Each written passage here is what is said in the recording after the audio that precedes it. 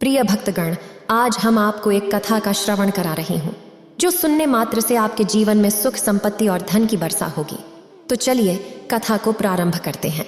माता पार्वती भगवान शिव से पूछती हैं, 4 युगों में किस प्रकार युद्ध हुआ और हे देवों के देव महादेव, आपको न्याय के लिए क्या करना पड़ा? फिर भगवान शिव कहते हैं, यह कहानी बेहद दिलचस्प है और इसका संबंध सतयुग, त्रेता युग, द्वापर युग और कलयुग से है। हे देवी, आज मैं एक कथा सुनाने जा रहा हूँ, कृपया इसे ध्यान से सुने। अगर आप यह कहानी सुन रहे हैं तो पूरा सुनिए। इस कथा को आधा अधूरा छोड़कर जाने की गलती मत करिएगा, क्योंकि इस पवित्र कथा को पूरा सुनने से मनचाहा फल की प्राप्ति होगी। इसलिए इस कथा को पूरा सुने। आप शिव भक्त हैं तो भोलेनाथ का अनादर ना करें। एक समय की बात है जब चारों युग यानी चारों भाई एक साथ बैठे थे। तभी उनमें आपसी बहस शुरू हो गई। सतयुग, त्रेता युग और द्वापर युग तथा कलयुग सभी एक साथ विवाद में उलझ गए। पहले सतयुग ने कहा, अरे मूर्खों, तुम सब मुझसे छोटे हो, तुम मेरी बराबरी कैसे कर सकते हो? त्रेता युग ने सुनकर कहा, तुम सबसे बड़े कैसे हो सकते हो? मैं सबसे बड़ा और सर्वश्रेष्ठ हूं, आप मुझसे बेहतर नहीं हो सकते। इसी बीच द्वापर युग ने कहा, आप सर्वश्रेष्ठ कैसे हो सकते हो? मैं ही सभी में श्रेष्ठ हूं, आपका तो श्रेष्ठ होने का तो कोई सवाल ही नहीं उठता। फिर कलयुग बोल उठा, आप तीनों खुद को श्रेष्ठ समझ रहे हो, पर असलियत तो तुम जानते ही नहीं, वास्तव में श्रेष्ठ तो मैं हूं। इस तरह चारों युग आपस में लड़ने लगे। अंततः उन्होंने निर्णय लिया कि आपसी तौर पर यह तय कर पाना मुश्किल है कि कौन बड़ा है, कौन सर्वश्रेष्ठ है। इसलिए इसका निर्णय भगवान भोलेनाथ करेंगे। चलो उनके पास चलते हैं। भोलेनाथ यादी और अनंत हैं। आइए कैलाश पर उनके पास चलते हैं। वही हमें बताएंगे कि हम में कौन बड़ा है और कौन छोटा। इसका निर्णय स्वयं भगवान शंकर करेंगे। फिर चारों युगों ने साथ में यह योजना बनाई कि चलिए कैलाश पर चलते हैं। जब चारों युग कैलाश पर्वत पर पहुंचे तो द्वारपाल ने उन्हें रोक लिया। द्वारपाल ने पूछा, तुम चारों कौन हो और कहाँ जा रहे हो? तो चारों युगों ने कहा, हे द्वारपाल, हम भगवान शिव से मिलना चाहते हैं, कृपया उन्हें हमारे आने की सूचना दीजिए। तब नंदेश्वर महाराज भगवान शिव के पास आए और उनसे कहा, प्रभु, कैलाशपति आपसे चारों युग मिलना चाहते हैं। भगवान शिव ने कहा, जाओ, उन्हें सम्मान के साथ हमारे समक्ष ले आओ। नंदेश्वर चारों युगों को लेकर पहुंच गए। भगवान शिव के पास भगवान शिव ने चारों को सम्मान सहित अपने दरबार में बैठाया। चारों लोग भगवान शिव को प्रणाम करते हैं।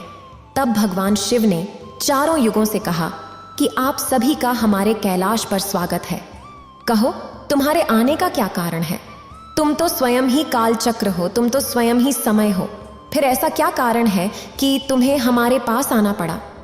चारों युग कहते हैं कि हे सृष्टि के रचयिता, हे भगवान शिव, हम चारों में विवाद खड़ा हो गया है और हम उस विवाद का समाधान नहीं कर पाए हैं, इसीलिए हम आपके पास आए हैं।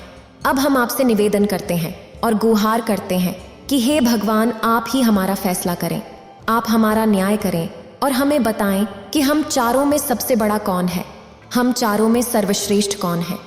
भगवान शिव कहते हैं कि इसका फैसला तो तब होगा जब आप चारों अपना अपना फैसला सुनाएंगे।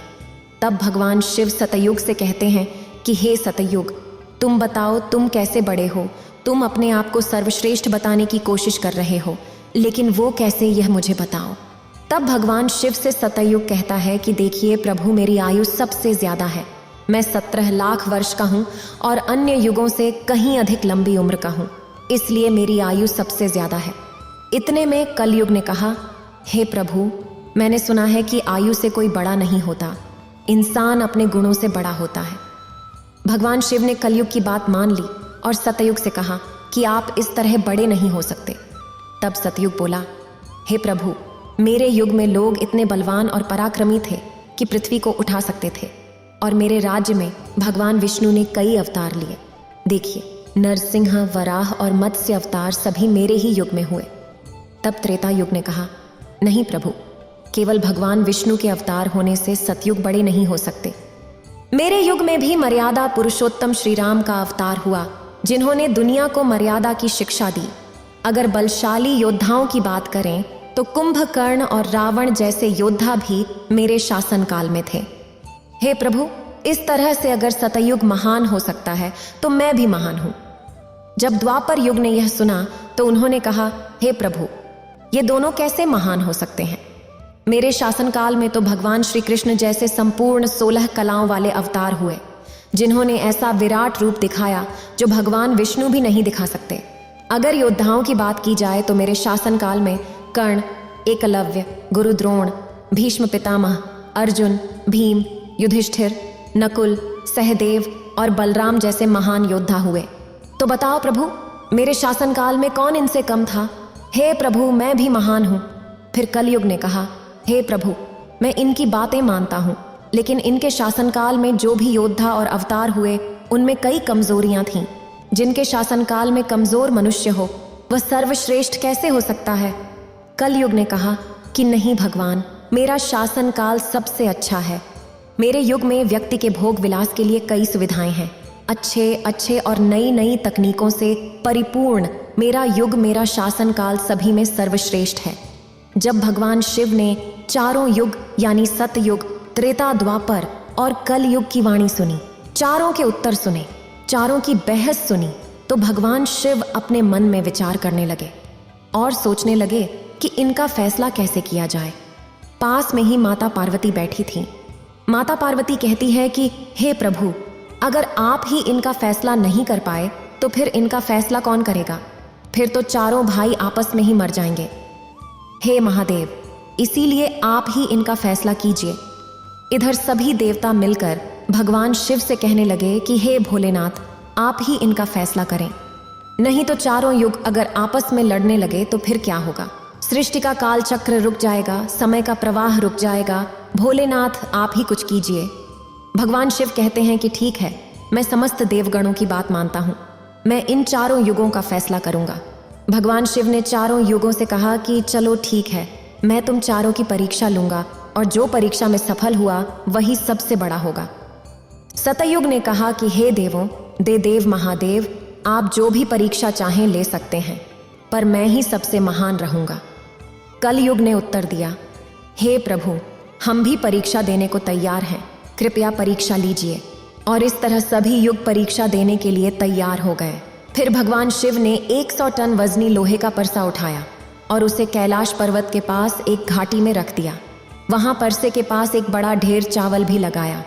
फिर भगवान शिव ने सभी युगों को बुलाकर कहा कि अब उनकी परीक्षा होगी। उन्होंने सतयुग से कहा कि मेरे 500 गण यहाँ बैठे हैं और इस परसे में रखे चावल को तुम्हारे युग के व्यक्ति को पकाना है और फिर ये सभी गण उसे खाएंगे। फिर भगवान शिव ने सतयुग से कहा कि वो अपने युग के किसी व्यक्ति को बुलाएं और उसे खाना बनाने के लिए भेज दें। हम सभी यहाँ खड़े होकर देखेंगे। जब सतयुग ने यह सुना तो उसने एक महाबली योद्धा को बुलाया और उससे कहा कि जाओ बेटे, इस परसे में चावल बनाओ और इसे पकाकर भगवान शिव के सभी गणों को खिलाओ। अपने महाराज का आदेश सुनकर के सतयुग का योद्धा जाता है और वहां आकर के देखता है कि उस परसे का भार 100 टन से ऊपर है। हजारों मन से ऊपर का परसा है, पर वह तो सतयुग के युग का व्यक्ति था। वह बड़ा ही बलवान था। उसने एक बहुत बड़ी भट्टी खोदी। खोदने के बाद लकड़ियों को तोड़ करके लाया और उसने अग्नि जलाई। अग्नि जलाने के बाद परसे को एक हाथ से उठाया और उठा करके भट्टी पर रख दिया और चावल उठाया और परसा में डाल दिया, पानी डाल दिया और चावल बना दिया। जब बहुत विशाल परसा में चावल बन गए तो उस योद्धा जो सतयुग का था समस्त देवगणों को बैठाया, पत्तल दिया और चावलों से भोजन करा दिया। अपना कार्य पूरा करके वह अपने मालिक सतयुग के पास आया और कहने लगा कि हे प्रभु, मैं जा रहा हूं, अब मेरा काम हो गया है। भगवान विष्णु और अन्य लोग ये सब देख रहे थे। तब भगवान शिव ने त्रेता युग से कहा कि हे त्रेता, तुम अपने युग के व्यक्ति भेजो और मैं इस परसे को अपनी माया से हटा देता हूँ और एक समान दूसरा परसा बना देता हूँ। अब तुम अपने युग के व्यक्ति से चावल बनवाओ और मेरे 500 गणों को भोजन करवाओ। इस पर त्रेता युग ने कहा कि ठीक है प्रभु, जैसी आपकी आज्ञा। त्रेता युग ने भी अपना एक महान योद्धा कुंभकर्ण जैसा बलवान व्यक्ति प्रकट किया और उसे आदेश दिया कि जो तलहटी में नीचे हजारों टन का परसा रखा हुआ है, जिसमें हजारों मन चावल रखा है, उसे बनाना है, पकाना है और जब चावल पककर तैयार हो जाए तो उन 500 देवगणों को खाना खिलाना है। त्रेता युग का व्यक्ति भी बड़ा ही बलवान था। वह उस परसे के पास आया, पास में एक भट्टी खोदी और उस परसे को दोनों हाथों से उठाकर के भट्टी पर रख दिया और ऊपर से रखने के बाद अग्नि जलाई और अग्नि जलाकर उसमें चावल डाला, पानी डाला, चावल पक करके तैयार हो गए। त्रेता युग के व्यक्ति ने, जो भगवान शिव के गण थे, उन सबको खाना खिलाया और भोजन करने के बाद सभी गण वापस कैलाश पर्वत पे आ गए। भगवान शिव ने फिर अपनी शक्ति से उस परसे को हटा दिया। अब भगवान शिव द्वापर युग से कहते हैं कि द्वापर ये दोनों युग अपनी अपनी परीक्षा दे चुके हैं, अब तुम्हारी बारी है। देखिए, बड़ा परसा उस तलहटी में दिखाई दे रहा है और हजारों मन चावल रखे हुए हैं और तुम्हें मेरे 500 देवगणों को भोजन कराना है। द्वापर कहने लगा कि ठीक है प्रभु, मैं पूरी कोशिश करूंगा कि इस युग का व्यक्ति आपके सभी देवगणों को भोजन करा सके। इसके लिए द्वापर एक भीम रूपी शक्तिशाली व्यक्ति को खड़ा किया और उसे निर्देश दिया कि वह तलहटी में परसे की उठाए और उसमें चावल पकाना है और सभी देवगणों को खिलाना है। वह व्यक्ति सहमत हो गया और द्वापर युग का व्यक्ति उस ओर चल दिया। उसने देखा कि परसा काफी बड़ा है और इसे उठाने में काफी ताकत लगेगी। उसने भट्टी खोदी, लकड़ियां जुटाईं और परसे को दोनों हाथों से उठाया, क्योंकि सतयुग और त्रेता युग के व्यक्ति इसे आसानी से उठा सकते थे, पर उसे बहुत मेहनत करनी पड़ी। पूरी ताकत लगाकर उसने उस परसे को उठाया और उठाकर खींचते हुए नीचे आग जलाई। उसमें चावल डाले और जब चावल पक गए तो भगवान शिव के सभी देवगणों को भोजन कराया। खाना खिलाने के बाद वह द्वापर युग का व्यक्ति अपने मालिक के पास आया और कहा कि प्रभु, मैंने अपना काम पूरा कर दिया है। द्वापर युग उससे बहुत खुश हुआ और कहा, शाबाश, अब तुम जा सकते हो। अब भगवान शिव कहते हैं, हे कलयुग, अब तुम्हारी बारी है। जो परसा तुम देख रहे हो उसका वजन कम नहीं होगा, वह हजारों टन का ही रहेगा। लेकिन जब तुम्हें परीक्षा देनी है तो मानने को तैयार नहीं थे कि तुम सबसे छोटे हो, लेकिन तुमने तो माना नहीं। तुम्हारे आदमी की आयु भी मात्र 100 वर्ष है, जबकि अन्य लोगों की आयु बहुत अधिक होती है। सतयुग के मनुष्य की आयु 1 लाख वर्ष होती थी, त्रेता युग में 10,000 वर्ष होती थी और द्वापर युग में 1,000 वर्ष होती थी। और हे कलयुग, तुम्हारे शासन में मात्र 100 वर्ष ही है और तुम्हारा व्यक्ति भी छोटा है। जब भगवान शिव की बातें कलयुग ने सुनी तो कलयुग कहता है कि प्रभु ठीक है, मैं आपकी बात मानता हूँ, लेकिन पहले ही आप मुझे इस तरीके से हताश मत कीजिए। प्रभु, आप तो न्याय करते हैं, सबको मौका दिया जा रहा है, हम भी परीक्षा देकर देखेंगे। यदि हमसे नहीं हो पाया तब जाकर हम मानेंगे। भगवान शिव कहते हैं, ठीक है, तुम अपना योद्धा बुला लो। फिर भगवान शिव कहते हैं कि यह परसा देख रहे हो, हजारों टन का है, वहां चावल रखा है। वह परसा हजारों टन का है और इसमें बहुत सारे चावल भरे हुए हैं। तुम्हारा योद्धा क्या करेगा? फिर कलयुग कहता है, ठीक है प्रभु, आप मेरा मजाक मत उड़ाइए और देखिए। और कलयुग हंस पड़ता है। भगवान शिव भी इस पर चकित हो गए। वे सोच रहे थे कि क्या कलयुग का व्यक्ति इतने हजारों टन के परसे को उठा पाएगा? कलयुग ने एक बहुत ही बुद्धिमान और तीव्र सोच वाला व्यक्ति पैदा किया। उसने उस व्यक्ति से कहा, बेटे, तुम्हें अपनी शक्ति दिखानी है, परीक्षा का समय है। यदि तुम इसमें असफल हो गए तो मैं सबसे छोटा हो जाऊंगा। वह व्यक्ति अपने महाराज से कहता है, महाराज, आप एक परसे की बात करते हैं, ऐसे हजारों परसे हमारे सामने हों तो भी परेशानी नहीं है। जब तीनों युग ने उसकी बात सुनी तो वे हंस पड़े। वे कह रहे थे, इतना छोटा व्यक्ति जिसकी लंबाई मात्र 3 हाथ है, ये क्या करेगा? जबकि हमारे युगों के योद्धा की लंबाई तो बहुत होती है। ये बात बिल्कुल सच है। सतयुग के व्यक्ति की लंबाई 21 हाथ और त्रेता युग के व्यक्ति की लंबाई 14 हाथ और द्वापर युग के व्यक्ति की लंबाई 7 हाथ थी और कलयुग के व्यक्ति की लंबाई लगभग 3 हाथ होती है। तीनों युग बड़ी जोर जोर से हंस रहे थे। कलयुग कहता है कि आप बस देखते रहिए, मैंने अपने योद्धा को भेज दिया है। कलयुग का आदेश पाकर के वह कलयुग का तीव्र बुद्धि वाला व्यक्ति उस तलहटी के पास आया। उसने देखा कि परसे का वजन तो बहुत ही ज्यादा है, मैं इसे उठा नहीं पाऊंगा। तो उस व्यक्ति ने दिमाग लगाया, उस परसे के नीचे मिट्टी खोदना शुरू कर दिया। परसा तो उसने हिलाया भी नहीं और उसके नीचे भट्टी खोदकर तैयार कर दी। लकड़ियों की व्यवस्था करने में उसे तब थोड़ा सा भी समय नहीं लगा, क्योंकि लकड़ियां वहीं रखी हुई थीं। उसने उन लकड़ियों को उठा लिया और उस भट्टी में आग जला दी। परसे में चावल डाला, पानी डाला और बस कुछ ही समय में चावल पक करके तैयार हो गए। वह कलयुग का व्यक्ति कितना चतुर था। उसने जमीन के नीचे एक गड्ढा खोदा, उसमें आग जलाई, चावल डाले और पानी मिलाया, जिससे चावल पक गए। जब चावल पक गए तो उसने भगवान शिव के देवगणों को एक पंक्ति में बैठा दिया। उसने देवगणों से कहा कि आप इस चावल को आपस में परोसें। भगवान शिव के 4 मुख्य देवगण उठ चले और चावल को बाल्टियों में भरकर सभी देवगणों को परोस दिया। तब कलयुग ने कहा कि अब सभी भोजन कर सकते हैं। भगवान शिव के सभी देवगण खुशी खुशी भोजन करने लगे। कलयुग के व्यक्ति ने उन 4 बचे हुए देवगणों को भी भोजन कराया। भोजन कराने के बाद उसने सफाई की और परसा वहीं छोड़ दिया और उसका काम पूरा हो गया। वह अपने महाराज कलयुग के पास आया और कहा कि हे प्रभु, मैंने आपका काम कर दिया है।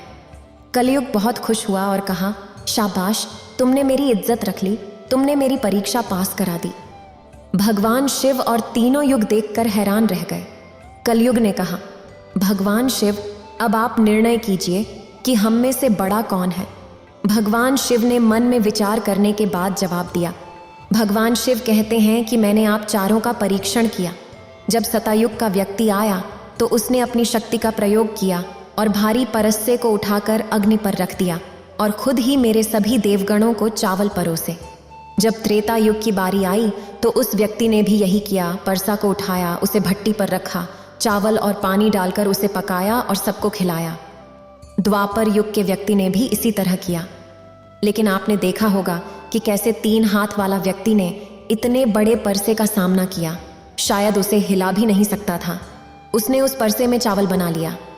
मेरे इतने सारे देवगण थे, अगर वह बाल्टियों से परोसता तो शायद परेशान हो जाता। इसलिए उसने 4 देवगणों को अपनी सहायता के लिए बुलाया और उनसे भोजन परोसने को कहा और खुद वहां बैठा रहा। वह वाकई में बहुत बुद्धिमान व्यक्ति था। यह सच में बुद्धिमान युग है। फिर भगवान शिव कहते हैं कि कलयुग वह युग होगा जहां बुद्धिमान व्यक्ति होते हैं और मशीनों का आविष्कार होता है। बड़ी बड़ी बुद्धिमत्ता वाले काम होते हैं। भगवान शिव कहते हैं कि तुम सब युगों में शासन करते आए हो। हाँ, तुम्हारे युग में लोग धार्मिक थे, परंतु उनमें बुद्धि की कमी थी। उन्होंने कभी अपनी बुद्धि का सही उपयोग नहीं किया।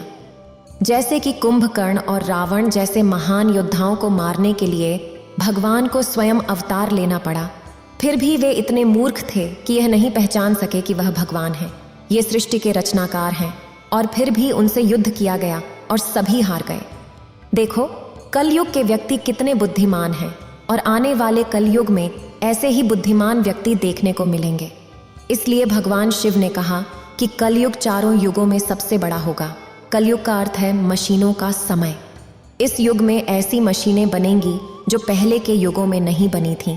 भगवान शिव की बात सुनकर सभी युग उनकी बात मानते हैं और अपने अपने घर में लौट जाते हैं।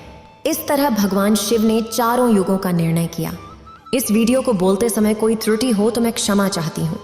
उम्मीद है आप सभी को ये वीडियो अच्छी लगी होगी। अगर आप शिव के सच्चे भक्त हैं तो चैनल को सब्सक्राइब और वीडियो को लाइक करके कमेंट में हर हर महादेव लिख दीजिए।